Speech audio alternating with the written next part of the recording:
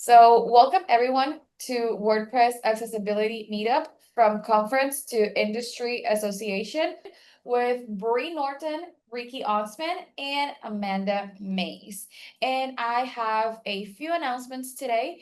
If you want to stay updated with everything that's going on in WordPress accessibility, if you ever have a question or you are very knowledgeable in what is accessibility, you should be able to join our Facebook group, and that is the best place to connect between meetups. And you can find us at facebook.com/groups/WordPress.accessibility.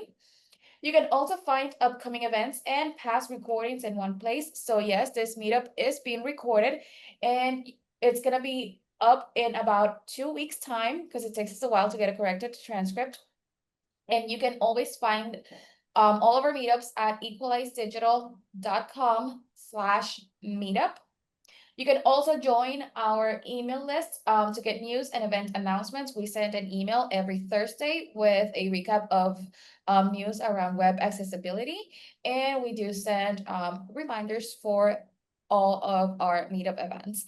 And you can join our email list at equalizedigital.com/focus-state.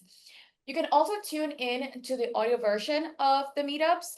We do post them on our podcast, and you can find them at accessibilitycraft.com.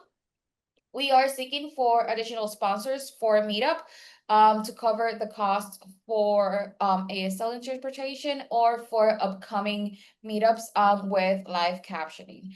And also, if you have any suggestions for the meetup or need any additional accommodations to make the meetup work for you, you can always contact us at meetup@equalizedigital.com.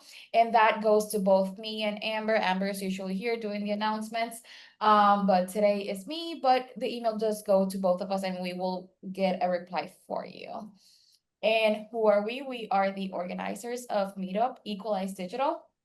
We are a mission-driven organization focused on WordPress accessibility. Our WordPress plugin accessibility checker scans for accessibility problems and provides reports on the post-edit screen to make building accessible websites easier. And you can find us at equalizedigital.com and on most social medias. And we would like to thank our live captioning sponsor for tonight. It's GoDaddy. GoDaddy's mission is to empower a worldwide community of entrepreneurs by giving them all the help and tools they need to grow online, including a simpler, safer WordPress experience. GoDaddy provides a managed WordPress experience that is as easy as it is effective. The latest version of WordPress comes pre-installed with exclusive themes, plugins, and tools to get you up and running quickly with automated backups, updates, and malware removal, so our pros can spend less time on monotonous maintenance and more time building their businesses. You can find them at godaddy.com. And we always encourage our attendees to message them, to just post maybe like a tweet or a Facebook message, letting them know, just thanking them for sponsoring Meetup so that they know that we did our job and announce them during Meetup. And I want to announce some of our upcoming events. Our next meetup is going to be on Elementor accessibility, and that is going to be with Angela Bowman and David Danito. That's going to be on Thursday, July 10th at 10 a.m. Central. This meetup is usually on the first Thursday of the month, but because of July 4th, the American holiday, we moved it to July 10th. And also next month, our WordPress accessibility meetup that is in this one time slot that's supposed to be on Monday, July 21st. It is canceled, but we do have all of our meetups coming up in the regular schedule after that. And we have hiring for inclusion, building an accessibility-centric workforce. That's going to be on Thursday, August 7 at 10 a.m. Central. And without further ado, I would like to introduce today's panelists, and I'm just going to put a spotlight on them. Today we have Bree Norton, from Digital Feasibility Consultant at Accessibility Works. We have Ricky Onsman, who has presented here before, Principal Technical Writer for the Knowledge Center at TPGI, and Amanda Mace, Vice President at Grackle Docs. I'm just gonna stop sharing and give you guys a spotlight so you can finish with your own introductions and get started on your presentation. So welcome to the floor, everyone. Thanks, Paula. Yeah. Over to you, Amanda. Perfect. I think I'm sharing my screen. Yep, thank you. So I'm going to start with an acknowledgement of country. We'd like to acknowledge the Whadjuk people, who are the traditional custodians of the land on which I am joining this meeting from, and pay respect to the elders of the Whadjuk Nation, both past and present. We extend this respect to all Aboriginal and or Torres Strait Islanders people in attendance today, and I welcome you to put which country you are joining this meeting from to acknowledge their elders, past and present. So we'll move on to some quick introductions for all of us today. So my name is Amanda Mace. I am indeed Vice President for Grackle Docs Australasia. So I look after the Grackle Docs Regional Office for Australia, New Zealand, and Asia. It's quite a big remit. I'm also a digital accessibility expert, and have been in the industry. I am now sitting in my 13th year in this industry, believe it or not. I am, in fact, this introduction on the screen is a little bit dated. I'm actually now the only W3C regional manager for a W3C chapter office, and the only W3C evangelist in Australia currently. I co-chair alongside Bree, who will do a little introduction of herself for OzeWai, the Australian Web Accessibility Initiative here in Australia. And Bree, from there, why don't I hand over to you? Yeah, so Bree Norton, this is also dated for me because I'm actually working part-time with an organisation called Ability Works. I'm mentoring a small team of people in digital accessibility, and we are slowly trying to update our website, which is also in WordPress. It's a customised WordPress site. So, being part of the accessibility WordPress community is very important for me. I'm also on the Australian Accessible ICT Standards Committee, and I'm a Research Ops Cheese Board member. So try and get involved in quite a few things, from user research and bringing in accessibility earlier in the process, right up to the digital accessibility understanding of WCAG. All right, over to you, Ricky.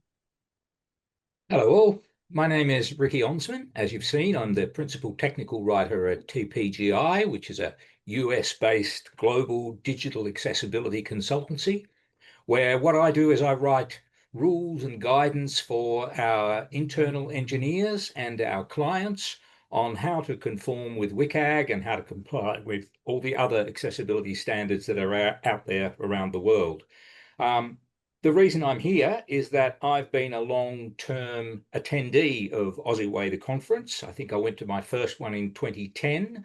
I joined the committee in 2014, and ever since then we've been looking at what we should do as an organisation to further the aims and objectives of the digital accessibility industry in Australia.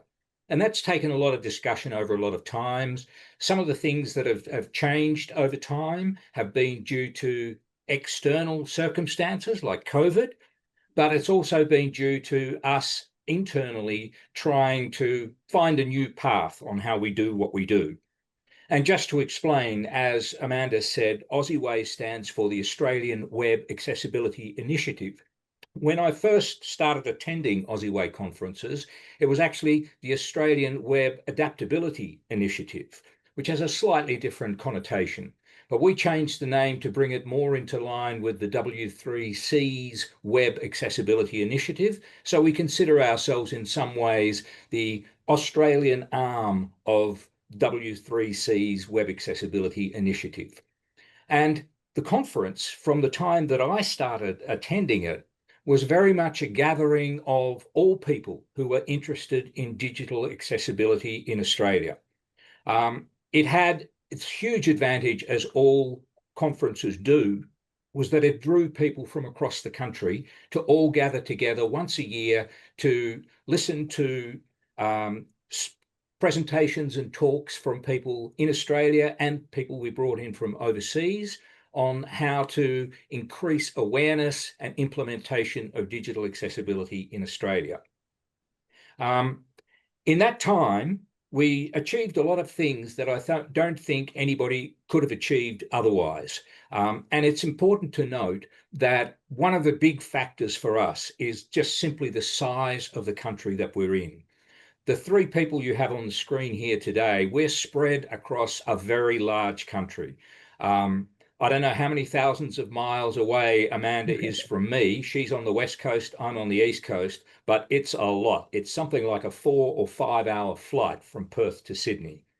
That makes asking people to attend a single conference every year quite a tricky proposition, because people have to arrange their own airfares, accommodation, all of that kind of stuff. So even from the early days, we were thinking about what else can we do to bring people together. And as the online community has grown, opportunities arose to treat those kind of comings together in a slightly different way. And that's one of the things we've really been focusing on here is what do we get out of an annual conference? What does it cost us in terms of people, time, and money to put on an annual conference? And what else can we do to further the aims and objectives of the organisation? I should also mention that it is an important factor in all this has been that right from the start, OzeWai has been a WordPress house. The company I work for, TPGI, is a WordPress house. When I started working as a freelance web developer in the early 2000s, my immediate go-to tool was WordPress, and it has been ever since. So that's one of the reasons that we wanted to attend this particular meetup, is that WordPress itself has been a very big factor in how we do what we do, and it will continue to do so. And in that way, we really want to contribute to the presence of WordPress and the accessibility of WordPress in this country. Now, I might hand back over to Amanda to take you further into how we developed those concepts from a single conference into a national industry association. Yeah, thanks, Ricky. So Ricky alluded to it. We sort of always knew we had to do a little bit more. So one of the things that makes us different from America is that in between Perth and Sydney, there's a lot of desert. People generally don't live too much in the center of Australia. So there's no, you couldn't, I mean, you could meet in the middle, but generally that's not where the people are.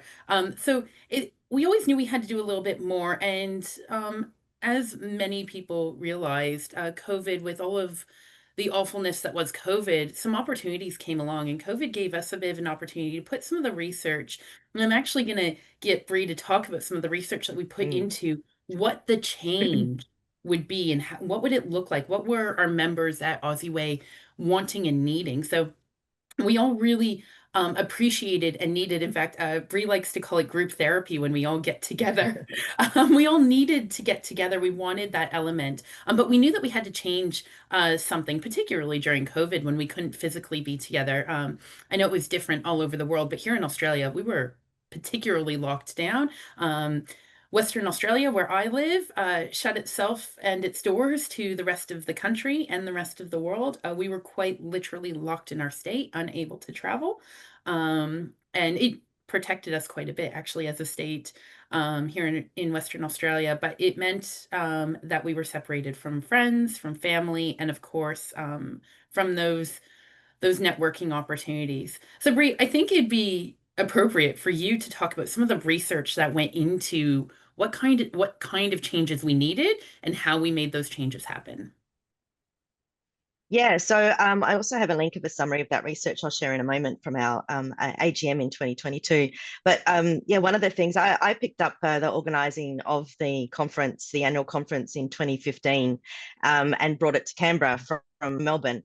We ended up taking it to Sydney as part of a big conference at our national broadcasting network, ABC. And then COVID hit, so we had to look at other ways to basically run the conference. One of the things we found during COVID, or even just leading up to it, I'd run 4 or 5 of these conferences. We weren't growing as a conference. We'd get a few edge cases every now and again, but it was really the same people coming together. And I think when we first started, when OzeWai first began, and maybe anyone working in accessibility for a long time would have thought, well, we should really be doing ourselves out of a job, right? Everything should be accessible. We shouldn't need accessibility experts and specialists. Well, we now know that's not true. Technology changes, you're going to need the accessibility specialists. So one of the things we did in our research around that time was actually to find out, well, what does Australian and alien organizations or specialists, what do they need to continue to become, professionalization? And that's where we talked to IAAP initially to see whether we would be a part of the overarching global organization, but we still wanted to support our local community. So we still have a good relationship with IAP, and we use their certification approaches. But when it comes to the actual changes for OzeWai, we did a bit of our own research. So some of the research that we did, and I'll just share the link to the page on our website. We did some interviews with our members and our committee members, a mix of long-term and new members, people who came to the conference regularly. And we had members say that they wanted to see OzeWai do more of the advocacy work and support members with disability in their work for the community. Many of our OzeWai members are people with lived experience of disability. So we actually bring in accessibility for everything we do, our committee meetings, our events, everything from the start to finish. And even our conference was always known as one of the most accessible. We were having issues really with our communication through the committee as well. I think lack of, strategy and focus. We were just kind of planning for that one annual conference, but we knew that we needed to do something different. And members were not aware of what, OzeWai was and what was our plan, what was our future plan. So one of the things we did was we started to think about, well, this annual conference, how could we do this a little bit differently? So we decided to look at, we researched professional memberships. We looked at the Fundraising Institute, which do it really amazingly well, and they actually self-regulate. So we wanted to kind of see what we could do to provide some consistency and some quality to the accessibility community in Australia. So we set up a new vision and mission. And we also started to think about how would we change our approach to not having our own conference. And one of the things Ricky and I discussed yesterday was, instead of going to a conference where everyone was talking about accessibility, yes, and we do need those. That's why we have our some special events that I'm going to show you in a minute. But one of the other things we do is that we partner with in-person conferences still. So we take an accessibility lab, like what's on the screen here now. This one's at Web Directions. And we will do demonstrations of assistive technology instead. So we go to conferences that need to be talking about accessibility. That's the plan there. We try and partner with them. We've got a couple more coming up this year, and the OzeWai members, the way we try and do it is that they volunteer their time, and we try and get them tickets to that conference so they also learn and can network as well. The other aspect of that is that we also have now our online Ask the Professionals. So this is, we try and run them every month, similar to the WordPress Meetup. And we have been running them now for 2 years, and they have just gone gangbusters. They're just so popular. The last one was on accessibility with WordPress with Amber and Ricky Blacker as well. So we have these online Ask Professionals.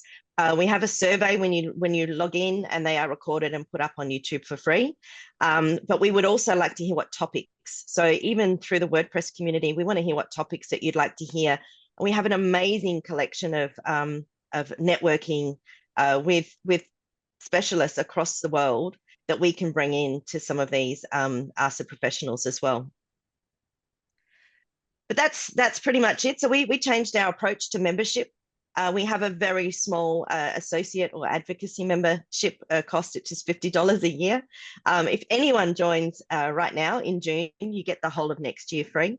And we do have what we call a consultant directory as well now. One of the things, even leading up to us changing our membership approach, was that and I don't know if the rest of the committee did, but I had a lot of people come up to me and say, how do I find someone to help me with my project? How do I find someone?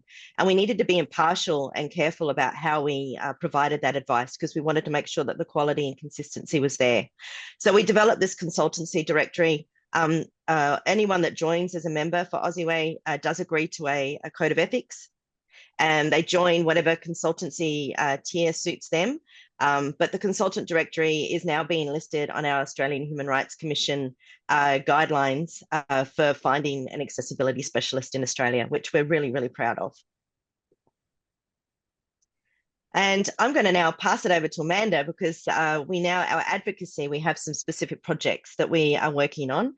One of them is ICT procurement. We won't go into that one too much at the moment, but we do have some resources that we can share with you. But also just how are we going to build our understanding of accessibility and our quality in Australia. Over to you, Amanda. Yeah, thanks, Bree. So this is a bit of a passion project of mine. So I guess I'll start with saying that really we, as part of what we were wanting to do, is we wanted to really do some great advocacy work, not just around awareness of what is digital accessibility, but we know anecdotally that there aren't enough experts here in Australia.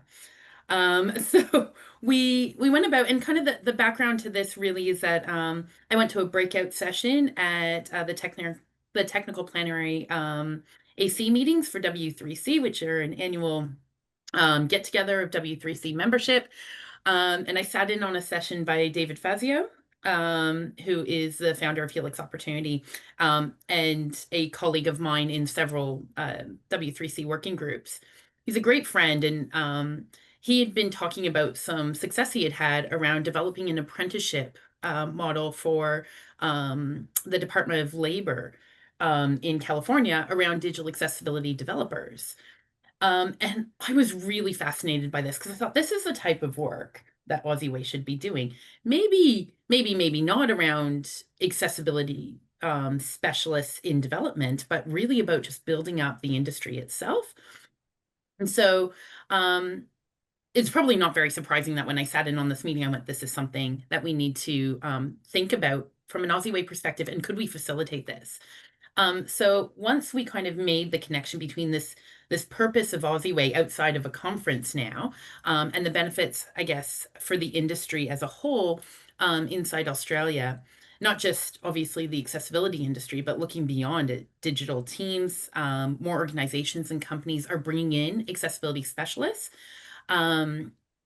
And what we know anecdotally is that they're bringing in people who have an interest in accessibility, but maybe not the real expertise. They're kind of learning on the run. Most people who get into accessibility, if you have a chat with them, you'll find out they fell into it. I am no different. I suspect that Ricky and Bree had very similar stories. We all kind of just fall into it, and we become experts over a long period of time with an enormous amount of experience. So this idea of bringing in an apprenticeship model for accessibility was really, really fascinating for us. And particularly for me, it is a bit of a passion project for me. So this led us to talking globally with some people who had developed, some of them internal projects around creating digital accessibility apprentice for their internal organizations. And also, so ATOS has this great program which has like a global presence. I think they have like 100,000 employees. Their program was actually adopted by the UK government. It became a really good success, and we looked at that. We spoke to some other people who were doing similar things, just finding ways to where doors were open, where the work would begin. Because one of the challenges that we had is we want to do this, but how do we do this? How do we start? And that became a real question. And I'll talk about where we ended up, our starting point outside of the initial research of what's already out there. But Ricky, do you want to talk a little bit about why we need accessibility apprenticeships? Sure. I think one of the things that gives this a bit of perspective is to understand what you might call the legislative framework that we've had to deal with in Australia. In some ways, Australia has been incredibly progressive in that we had the Disability Discrimination Act from 1992, which was only a couple of years after the Americans with Disabilities Act came into force. And significantly, one of the aspects of that is that it was a challenge-based system so that people could create complaints against particular providers on the basis of discrimination on the basis of disability.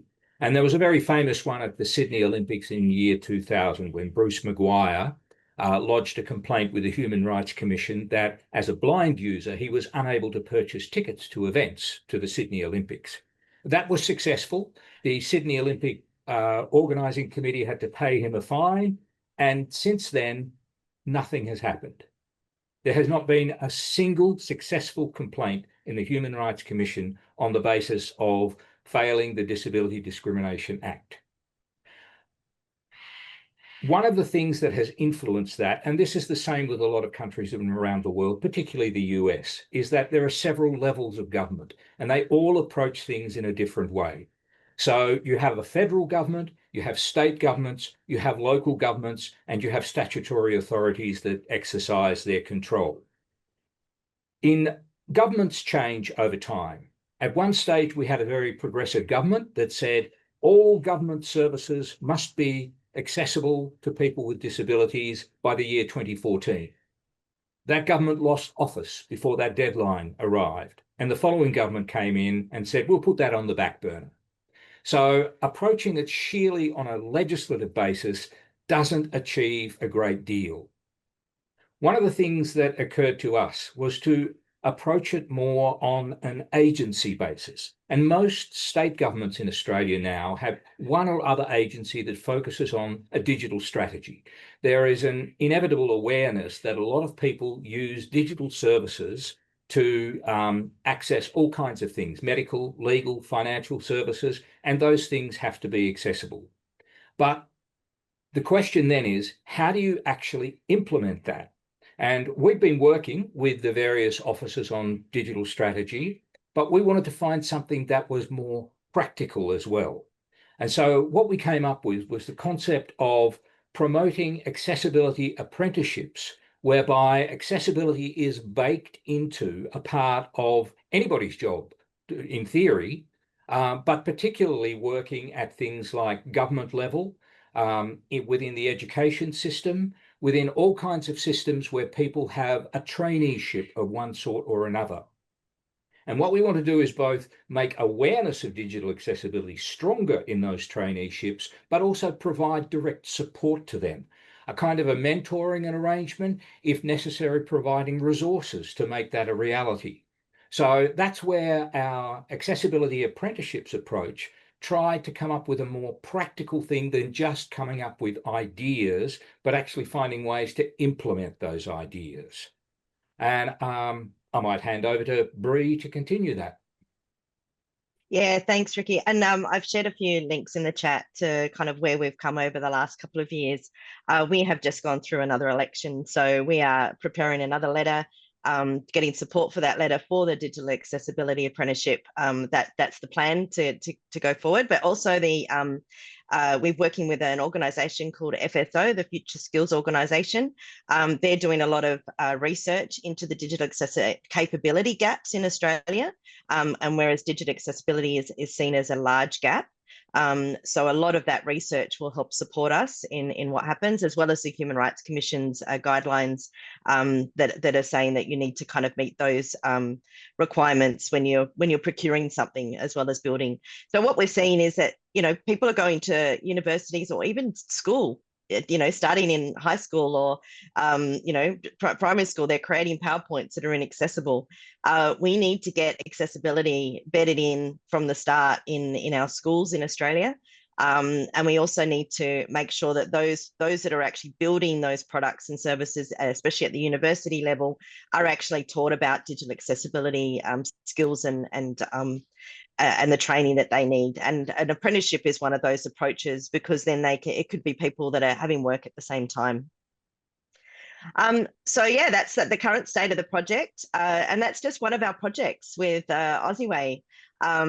So, and look, I've realized that we've just gone into a bit of time and we haven't really opened it for any questions. Do we want to have some questions first, or shall we get into some of the other resources that OzeWai provide?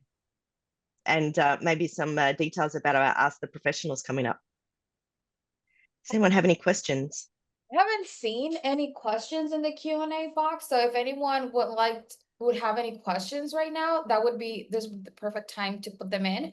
I think in the meantime, Brie, you guys can continue and we can have the Q&A portion at the end of the presentation, if that's okay with you. Yeah, no, all good. So I'm just going to go through some of the slides because Ricky and Amanda have gone through this.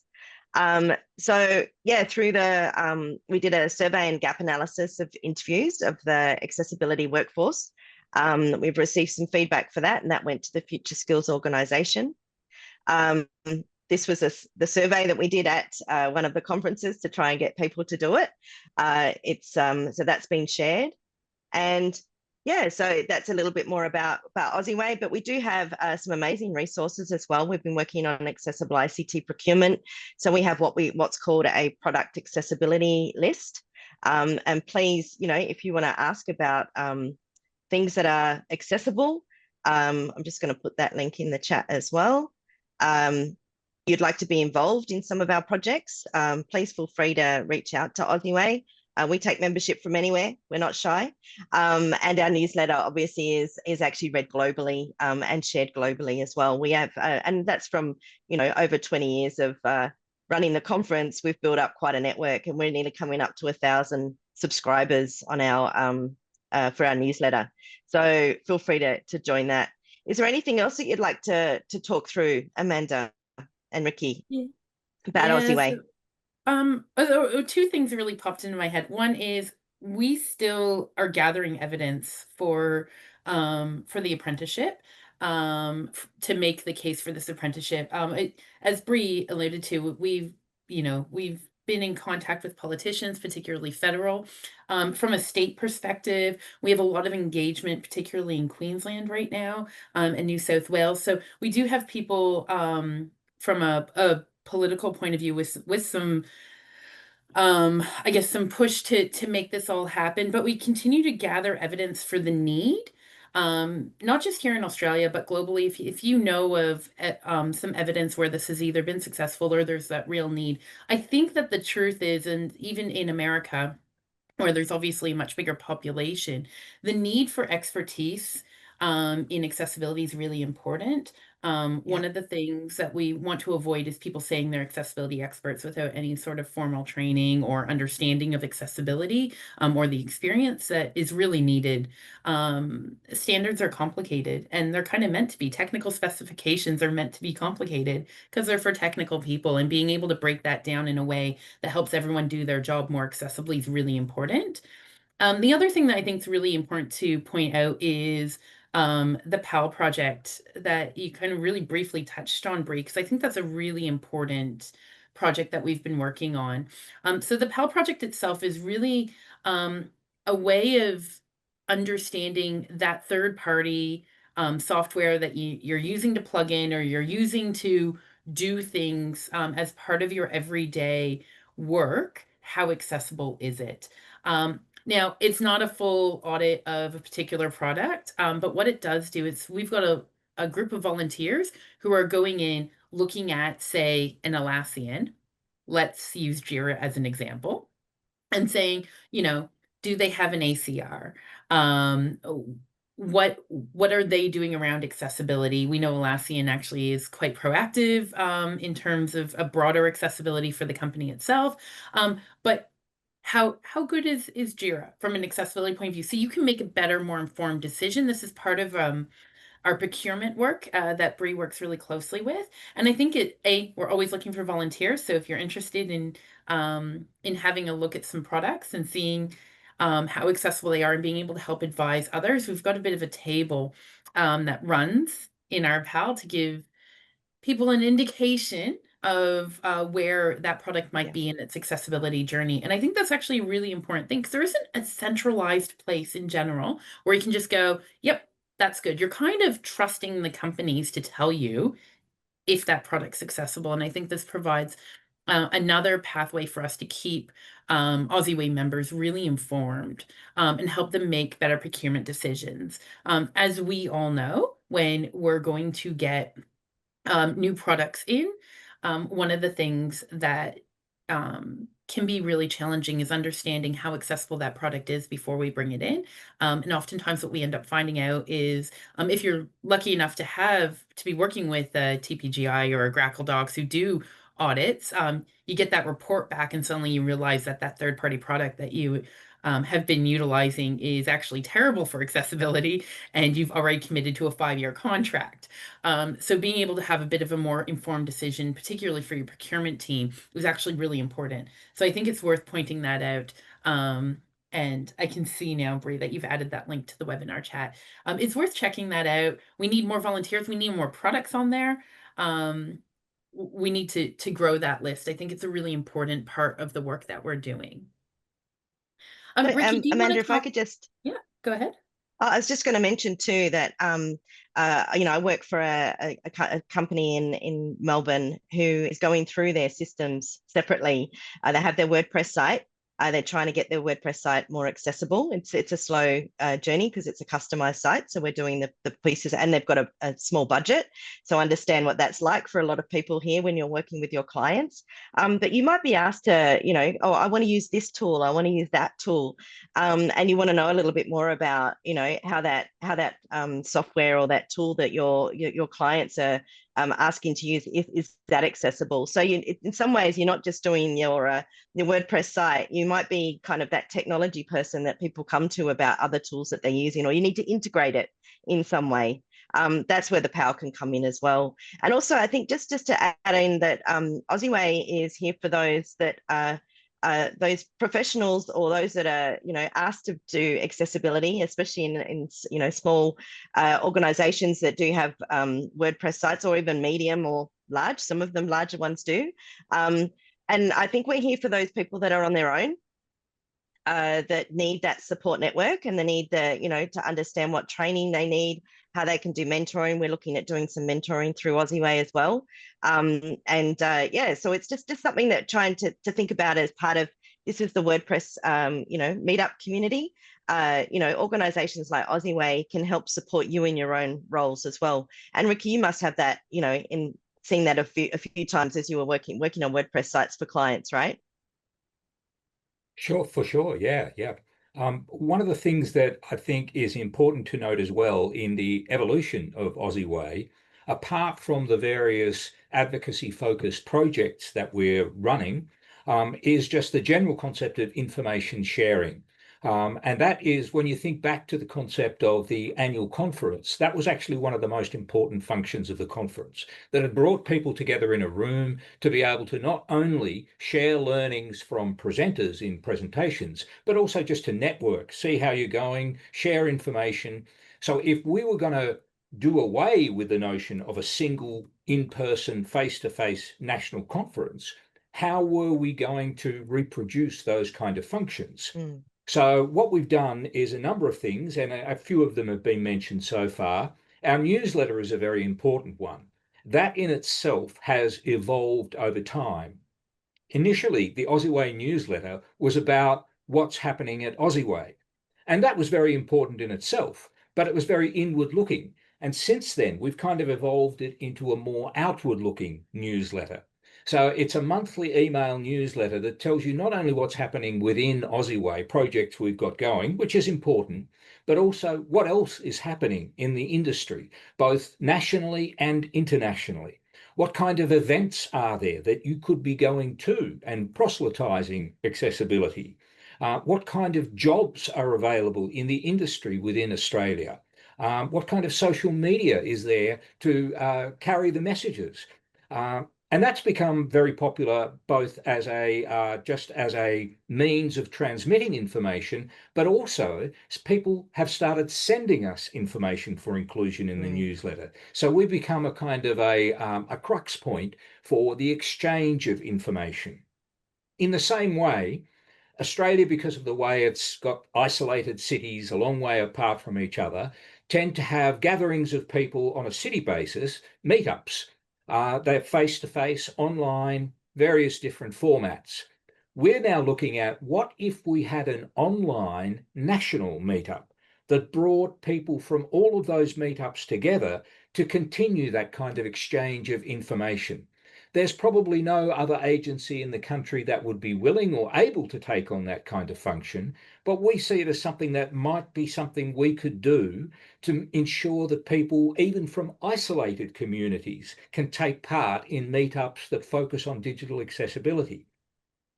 The other aspect of that is, and I think Bree will touch on this more shortly, is the Ask the Professionals online sessions, where we bring together speakers on specific topics that, in much the same way as this kind of meetup, talk about specific things they want to share that they are expert in, subject matter experts. And the format that we have is to try to find 3 speakers, one from Europe, one from the North America, and one from Australia. And that finding the time zone balance of that is not always easy, but it does give you a terrific balance of the different environments that people are working in. We don't want it to be totally Australian. We want it to be Australian in an international context. And those two have become incredibly popular. And the other aspect is then of us participating in things like conferences that focus on web technology, design, development, content authoring, and finding a way to have a presence in those, either as speakers or just in the way that some conferences have stalls and booths that allow people to share information about what they're doing.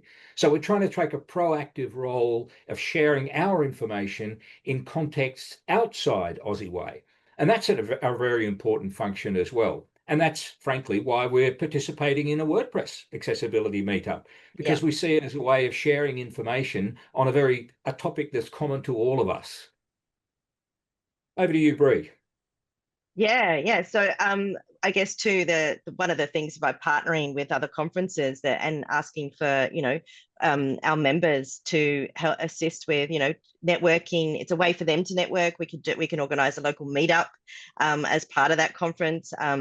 Amanda and I spoke a couple of years ago at a travel conference in Queensland, ran a workshop there, could do some networking, and we organized other, OzeWai members to meet as well. So it becomes that, smaller networking where people are rather than having to travel long distances to get to where they need, to meet up with other people. So it's become quite it's worked quite well, I think, in the last couple of years. On our website, we share which conferences we've been to, and we're always looking to open up to more. We support even the online WordPress conference as well. So, and Ricky, I think you're heading to Melbourne for the UX Australia Web Directions Conference. So we'll be asking our members who would like to, assist with some of if there's a lab available for that, and then putting it out to them to see if anyone from that city can actually join. And that's been really great. And we've had some great ways to catch up with people by doing that. Yeah, I want to touch on Amanda? the meetup. I think so. Yeah.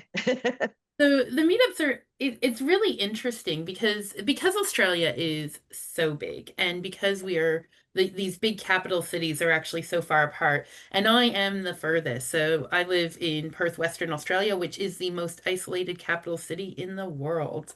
It is a big city. It has all the big city amenities, but it is completely cut off. We have ocean on one side and desert on the other. For several thousand kilometers. The next closest city to us, I suppose, would be Adelaide, but Adelaide's still pretty small, smaller than Perth, actually. And literally, it's on the other side of the country. And one of the things that's been really successful here in Perth has been sort of this in-person meetup scenario. So we are 15 years with the Perth accessibility meetup, and I joined the accessibility meetup I think in 2013. So I've been part of it for 12 years, and now in the last 18 months I've actually taken over leading the group itself. And one of the things about that meetup, the Perth one in particular, it's gone through as OzeWai has, it's gone through sort of its evolution into what it is now, which is probably one of the most successful meetup groups in the country, to be honest, from an accessibility point of view. It's been ongoing. It has a one-day conference every year. It's been really successful, and but it's still really isolating. It's still mostly Perth people, and being able to share. One of the things Bree and I sort of had a conversation with the committee was we've got lots of these little groups. Canberra's got a group, Melbourne, Sydney, um, Brisbane's sort of got a group. They're trying. They had one and it's come and gone, and we thought, well, what if we connected all of these groups together, offered support. So our first thing was to offer support to those meetups, Yeah. and there were meetups like here in Perth who went, thanks, but we're able to pay for our own Zoom. We've got it. We don't really need financial support, but we'd love to have the power of OzeWai behind us from a promotional point of view, get our message across, make sure everyone knows that we exist and is able to participate. It certainly helps me when I'm arranging guest speakers. Bree, know anyone who would like to chat? Those Yeah. sorts of things. But then we had the smaller groups, or the ones who were meeting less frequently. And we thought, well, what we should do is connect all of these people together. So some of the support that came through was really just the connection. And that's ultimately what we do as an organization, is connect people, whether we're connecting through our consultancy list, where we're connecting experts with people who need the experts, or we're just connecting accessibility people with accessibility people. And sometimes we're looking through like at a mentorship program, and that's something that I think will really help when we're looking to get people who are just coming into the industry to connect with people who've been in the industry for a long time. But it's more than that. It's the people who, in their everyday job, they don't want to not be what they're doing. They may want to be, they want to be a developer. They don't want to be an expert, but they want to have enough knowledge. They want to be able to be advocates. They want to have the right words to bring back to their UX team, to their manager, to whoever it is that they need to get the budget to do the things they need to do, to get the time. Resources, we always think of resources as about money. It's often about time. How do I get more time so I can do this thing right? Or how do I get more people involved? How do I have the right words? So a lot of the smaller meetups, what they're doing is providing some of that language. How do we get involved? What are the things we need to know? And OzeWai bringing everyone together means more information sharing. And Ricky was you didn't give yourself enough credit, Ricky, around the newsletter and some of the articles that are getting published within the OzeWai website, because lots of that is Ricky's work, actually, and spreading more knowledge and sharing more knowledge. And education's the key here. We talk about how this isn't taught well enough in school. As a simple side story, the other day I was helping my son with his homework, his English homework. He's in year 8, or grade 8, as they call it in North America. And in grade 8, he's in an advanced English class, and they're writing an article. And he was doing it in Word, and it'd gotten quite long, and he was, scrolling up and down. And I said, open your navigation pane, bud. He's like, what's that? So I show him how to open the navigation pane, and then I showed him how to use styles, and we just added headings to his article. He was like, that's so cool, Mom. How did you know that? And I'm like, well, I just taught you something about accessibility, actually. And I sat there and had a 10-minute conversation with my son about, yes, the navigation pane was really helpful for him, but now navigating and understanding the context of his article was going to be really helpful for anyone who wanted to read that particular article. And we had a whole conversation. Now he's in year 8. Imagine if all the year 8s learned a little bit about how to use Word properly, how much better our documentation is going to be. So those are the types of things that we really want to promote. Within W3C, it's called education and outreach. And I think that's really what OzeWai is trying to do, education and outreach. Yeah, exactly. You want to add to that, one Ricky? of the things that we haven't really talked about, but that loom heavily over all of us with these kind of operations, is finance. And OzeWai is an entirely volunteer organization. None of us are paid. We all have day jobs, and we all choose to commit some of our time to trying to achieve the aims and objectives of the organization. Some of that is expensive. And it is significant that one of the factors that we took into account about considering the annual conference is that annual conferences are expensive to run and they're expensive for people to attend. So again, we looked at what kind of methodologies could we use to reach the same kind of objectives as an annual conference without the cost of an annual conference. And our online activities are good examples of that. But of course, they're not free either. So we're constantly, like all organizations like this, we're constantly looking at what are funding opportunities, how much do we charge for membership, how much do we rely on the income from members for things, do we charge for events? We had a brief period where Ask the Professionals was getting very successful. So we thought, why don't we just impose a small charge and make it free for members? The attendance fell off alarmingly at the next two sessions. So we backtracked on that and went, no, we can't charge for that because we just won't get people attending. So that's a constant juggling act for us. It's significant that the more our reputation grows, and we get involved with particularly government agencies looking for informed advice on how to achieve their ends, that they consider funding us for certain projects. And that is a real path for us of getting funding for specific projects with specific aims that in turn help to fund our more general activities. But it is something that is inevitably, it's something that concerns us on a monthly, on a weekly basis of how do we make sure that OzeWai doesn't fall over through a lack of finance. If anybody has any brilliant ideas on, philanthropical contributions, we'd love to hear it. Yeah, we'd love to, definitely. And I think on that too, there's an interest in, as accessibility teams are growing in Australia, and that interest, they are looking for those forums of where they're going to get, assistance and support and mentoring. And we already have one government department who wants to work with us. And rather than us just saying, well, join, and, with your community of practice of 100 people, we're going to work with them to decide what that looks like, so they get what they need in their approach of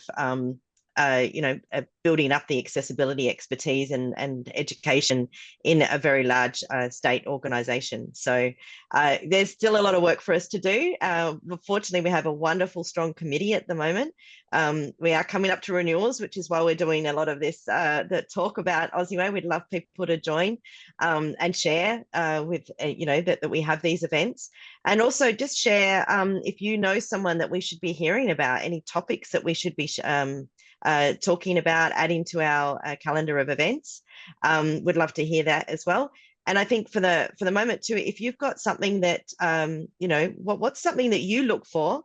I don't know if you want to put it in the chat or if you'd like to share, but if you've got something, that you'd like to share about, what would you look for in a professional organization? What do you need from organizations like OzeWai or IAP or from your local meetups? Something even I'm sure the WordPress accessibility meetup would learn from as well. But feel free to put some ideas in the chat as well, because that always helps us. Amanda, did you have anything else you wanted to add? I know that we're coming up to the hour in. Do we take a break, Paula, or are we just going to continue on? You're on mute. I am on mute. Okay, there we go. I was just gonna say, no, yeah, we'll just continue on. I do see that we have a few questions in the chat, in the Q&A box. So I just wanted to address those. Thanks. Yeah, great. Simon asks, I live in Massachusetts and my state connects blind and visually impaired students, professionals with organizations for summer internships. The state pays the interns for their work. My company, an accessibility agency, has participated in this program for the past couple of years, and it's been a great way to provide an unofficial accessibility apprenticeship while getting help with client work. Are you aware of other national, state, or local government programs like this? Wow. Amanda, do you know of any of those? Not here in Australia that I know of. No. We did have, so I guess as part of the apprenticeship that we that we've been researching, we did have the talk about whether we do an internship or an apprenticeship. So interestingly here is that the government's paying for the internship work, but in general, internships aren't paid positions. So that's why we went down the apprenticeship model rather than the internship model. We really wanted we also really wanted the education piece. So we wanted to ensure that the education of that person was really well-rounded and Yeah. not just work experience. We wanted that combination of formal sort of, this is what you need to know, that technical knowledge with the practical application of being inside work experience. But no, I haven't heard of that. It is absolutely something that I think we could probably approach a Vision Australia or a visibility about. Bree, that's something that we should maybe add to our Yeah, meeting definitely. agenda. That's a great idea. Yeah. I have tried to do so because I run the Canberra meetup in Canberra. Yeah, it's one thing I've been trying to do is to connect with the Canberra Blind Society here, so that we can run some events and, and maybe there's some new members of the Blind Society who would like to learn more about digital accessibility. Because there is this thinking that, well, people who use assistive technology are all going to be great testers of accessibility. And it's as we know, that's not necessarily true. There's different levels of understanding of people using their own tech. So yes, they can be involved in usability testing. So obviously with someone facilitating, a researcher or a UX person facilitating, can you test my website for me using your assistive tech? But that doesn't necessarily make them all digital accessibility and WCAG experts. So there's a little bit of, what's that crossover knowledge of someone who is interested in wanting to become a digital accessibility specialist as well. So I think that's a great idea. We should be doing more of that. But I think there's also an aspect of, do we do it as part of a usability approach, or is it more, people that want to learn more about digital accessibility? So definitely looking into it. That's a great question. Within my experience as well, I've been approached several times by local councils to get involved with their accessibility work. But what that form has taken, and that's involved sponsoring people to get involved with increasing accessibility in the community, but largely that's focused on physical accessibility. Yeah. And I guess that's understandable from a council's point of view. They're looking at everything from roadworks to building access, all of that kind of stuff. And when I address the concept of digital accessibility, it takes them by surprise. It's something that they have barely considered, even though, people pay their council rates online. And if those online facilities are not accessible, then people have a great deal of trouble with it. So at an individual level, I feel like there's progress to be made there, but there's a breakthrough that needs to happen to think more fully about digital accessibility and what it means to the local community, that has yet to really happen. And certainly OzeWai is the kind of agency that can provide that kind of advice. But it feels to me like there's a long way to go on that front. Yeah. Yeah, we do. I've just put a link in the chat to the Ability Works, and feel free to if you do the same at Grackle Docs too, Amanda. But we actually do a lot of the physical usability testing as well as the digital usability testing. There's in-house people with lived experience that get a part of those projects. But there's also an online register of people that can get involved in projects, especially digital usability. And we like to do a bit of both. So when we do an accessibility audit, we bring in, that we're going to do some usability testing with screen reader users as part of that as approach. There's you probably do the same, Amanda, yeah? Oh, sorry, Ricky, yeah, go on. I was just going to mention that there's an annual project that we've been involved with for a few years now called Get Online Week, which is focused on people with disabilities, but also, I guess, a stronger focus on older Australians, and getting them online, which necessarily means making things accessible to them. The presentations that we've given there have focused on things like using your phone to do online shopping, and the reaction to it has been great. But again, it feels Yeah. like a real breakthrough of like the community that's being aimed at, not having considered using their phone to do online shopping, either because they weren't aware that it was a possibility at all, or because when they started it, it just seemed so difficult to manage. But if we have a blind presenter walking them through saying, this is how I choose a film from Netflix, this is how I do my shopping at Coles, it changes the way they look at stuff. So there's a kind of a combination of physical access and digital access that works together in those ways. And that's something we'd like to do a lot more of as well. Yeah, and Yeah. thank you for those resources there.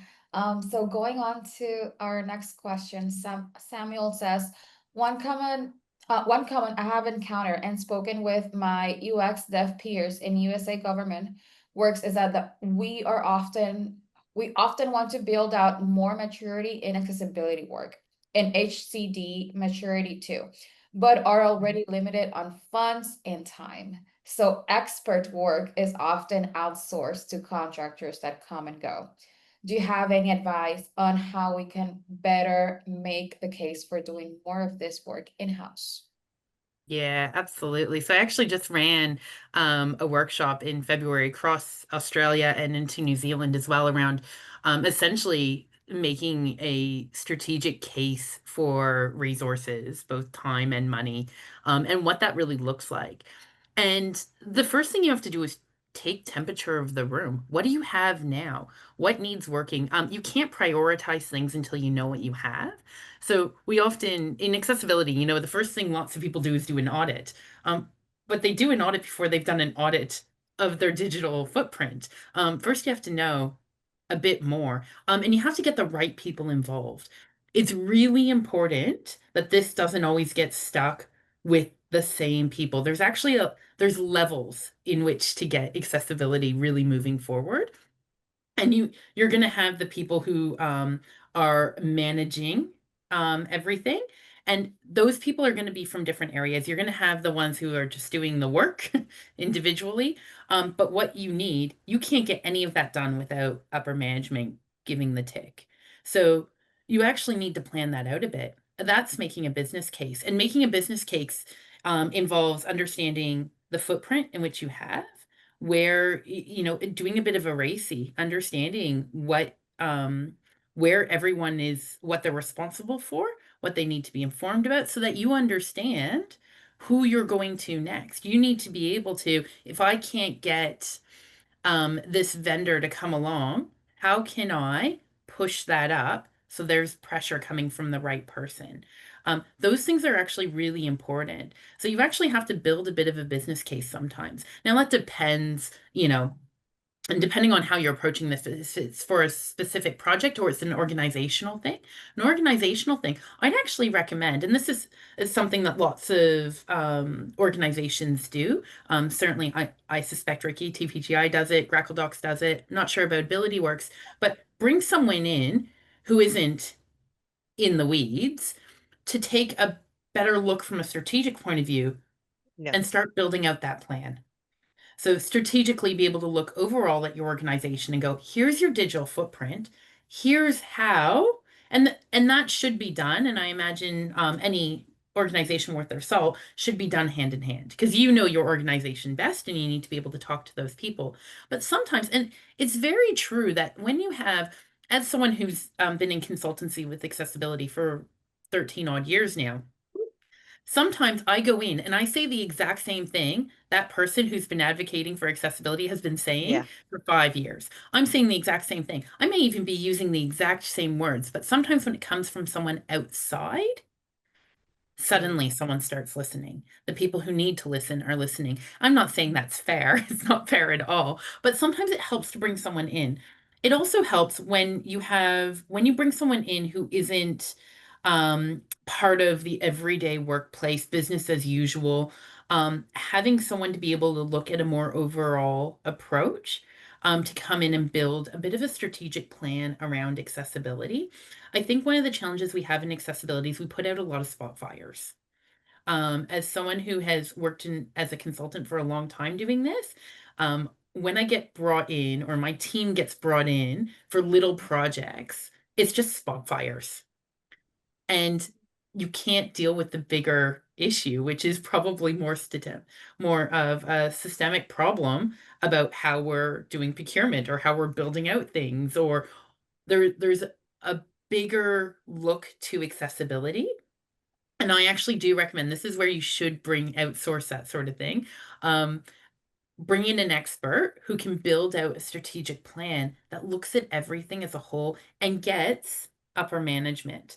Because the people who sign off on bringing in full-time employees, if you need some FTEs to help make that happen, you need sign off from upper management. So you need to make sure they're speaking the right language around a board table. And that's really important.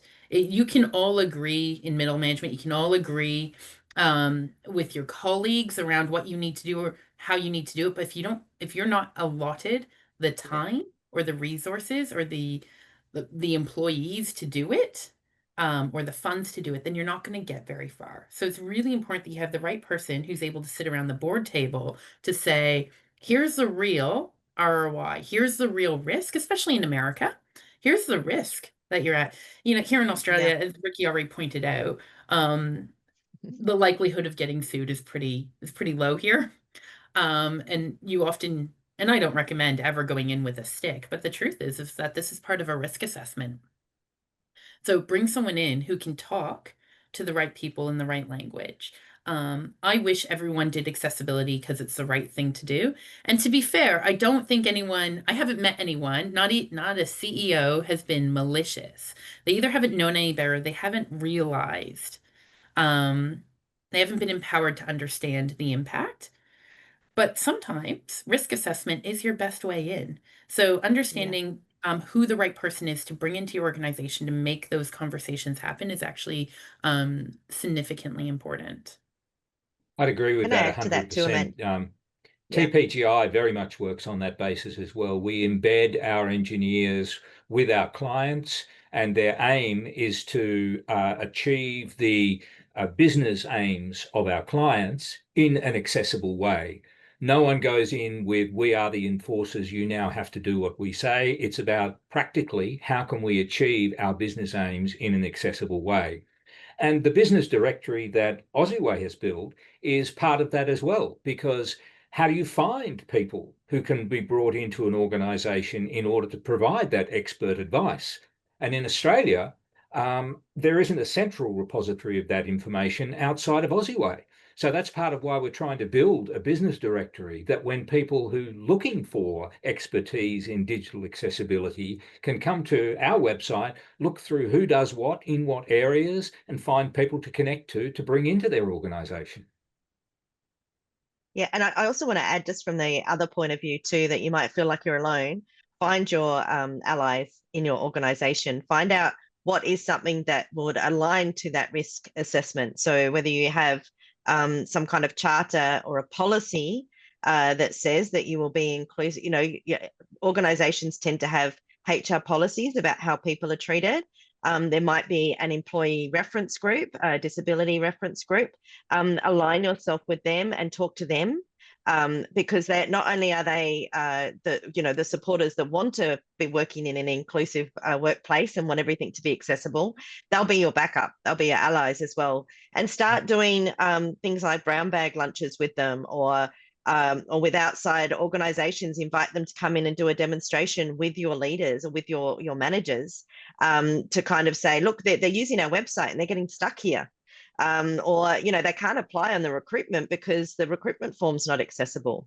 So showing some kind of story or video or something as part of your approach, obviously carefully doing that as part of your research, but evidence-based is the way to go. But also just building up your connection of allies within your organization, and meet regularly, talk about how you can get that strategy in and get those people in to come and give you that higher level roadmap of work. But yeah, find out who can support you and what they do in their work that becomes that analysis against maybe that risk or that need that has to change in a budget finance situation. If it's that you sell a product I mean, government's different. You have to be meeting all your citizens' needs. So that in itself is you're meeting that requirement. But if you're selling a product of some kind, don't you want to sell it to more people? Well, making things more accessible will mean that you'll be able to sell it to more people. So, it's those business cases, and the W3C not only has the business case approach as well, but it also has the W3C maturity model. You can run that yourself in your own organization. It starts to build the relationships with the other areas of your business that may need to be involved, like Amanda's shared already. So yeah, do what you can to find who are your backup in your organization to support you. Yeah, thank you for that plan of action and those resources. That was a great answer overall with all the little nuggets here and there. I just want to give you guys the floor for your final thoughts and to let everyone know where they can find you. And we can just go in. Well, I guess we can start with you, Bree. yeah, no, it's perfect. So OzeWai.org, basically subscribe to the newsletter. That's free. Like I said, we're getting closer to that 1,000 number. Maybe we'll have a bit of a prize or something for someone who is our 1,000th subscriber. We're also coming up to a key number in our membership. So we're hoping to, build on that over the next year in our membership as well. Share our anything on socials, connect with us, reach out to us. I know between Ricky, Amanda, and I, we are very prevalent on LinkedIn, a little bit more on Blue Sky these days, trying to get involved in that. But also we answer questions as people ask them as well, and direct people. I get so many questions about accessibility, and it's through my networking and the wonderful people that I know and the members at OzeWai and the committee at OzeWai that I can share. Oh, you need to go talk to that person, or go talk to that person, and that helps in government as well. So keeping up the network. Let's not do this alone, I think, is the main thing. Support each other, and get involved in these kinds of meetups. Volunteer your time. Keep involved, I think, with anything accessibility, and hope to see you at some of our events. Over to you, Amanda. Yeah, thanks, Bree. So my final thoughts are all around the education outreach piece. I think it's really important that we continue to talk about accessibility and be okay with not knowing the answer. I think one of the traps that we get into as people who are advocating for accessibility is to feel the pressure to know everything about everything in accessibility, and that's just not true. The best part, ask the professionals, the panel, the monthly webinar that we do at OzeWai, that came about because professional development for experts is actually it's not really there, is it? You can go to conferences. Sometimes I go to conferences and you realize like, especially conferences that aren't about accessibility. I'm not learning anything about accessibility at this conference. Like, it's professional development, but in another way. Ask the Professionals is professional development for people who already know how to add alt text. It goes beyond that. And I think that that's really important that we continue to put our hand up to say we don't know everything. It doesn't matter how long you've been in the industry. It continues to grow as technology grows, as people grow, as our knowledge grows. We speak a lot more about neurodiversity, for example, than we did when I first entered the industry 13 years ago. So as we continue to learn and grow, we need to continue to learn and grow as experts. And OzeWai is, I guess, one of those places where I see that growth and that connection, that networking coming together and sharing those learnings. It's what I really value about it. That and a glass of wine with Brie at least a couple of times a year are the two things I value most. But no, I get to work with really great people. While we are obviously very Australian focused, both Ricky and I work for international companies. Mine's Canadian based, his is American based. We've got a real international feel. I mean, my accent obviously sounds quite international. I'm Canadian by birth.